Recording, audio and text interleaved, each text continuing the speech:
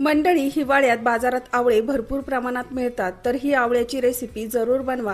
अर्धा किलो आवळे आणि हिरव्या मिरच्या पहिल्यांदा स्वच्छ धुतल्या। आता हे आवळे एका चाळणीत ठेवले। कढईवर झाकण ठेवून 15 मिनिटांसाठी वाफवून घ्यायचे। तोपर्यंत एका पॅन मध्ये धने, जिरे, मोहरी, बडीशेप, मेथीदाणा, काळी मिरी, लवंग घातले। लो फ्लेमवर कच्चेपणा जाईपर्यंत भाजून थंड केले।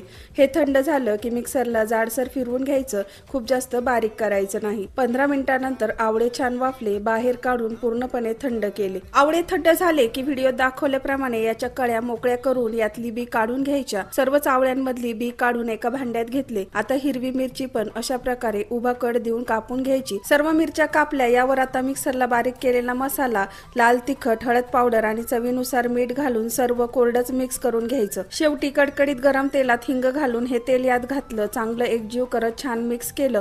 तयार आहे इन्स्टंट आवळा मिरचीचं लोणचं। नक्की करून पहा। धन्यवाद।